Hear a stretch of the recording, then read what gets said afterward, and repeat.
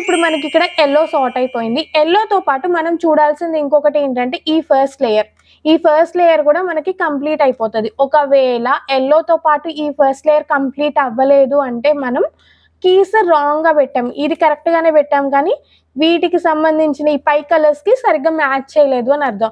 ఒకవేళ అలా వచ్చింది అంటే ఏం చేయాలి అంటే జస్ట్ ఏదో ఒకటి R చేసేయండి.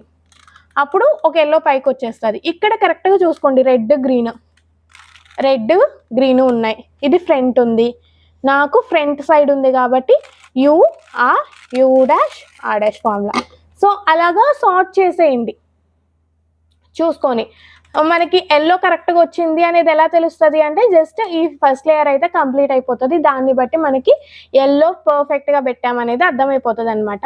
ఇప్పుడు ఈ ఎల్లో అయిపోయింది, ఫస్ట్ లేయర్ అయిపోయింది. నెక్స్ట్ ఏం సార్ట్ చేయాలి అంటే మనం సెకండ్ లేయర్.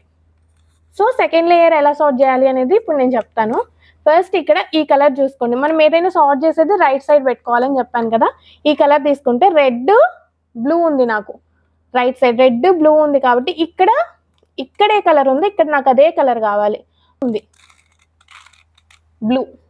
బ్లూ తెచ్చేసుకోండి.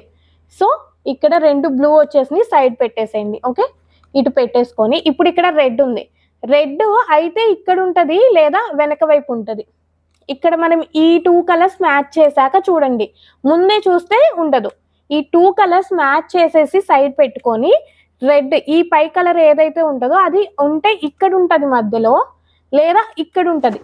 ఇంతకు మించి ఇంకా వేరే చోటకైతే వెళ్ళదు. ఈ రెండిట్లోనే ఉంటుంది. ఆ రెండిట్లో ఎక్కడుంటే ఏ ఫార్ములా యూజ్ చేయాలి అనేది చూడాలి. సో ఇప్పుడు ఇక్కడ రెడ్ ఉంది, నాకు ఫ్రంట్కి ఉంది, నా సైడ్ ఉంది.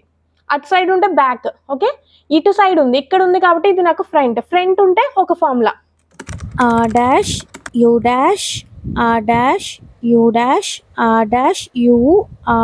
U',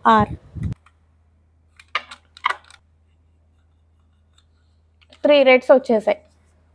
ఇప్పుడు ఇక్కడ మళ్ళీ ఈ కలర్ తీసుకుందాం.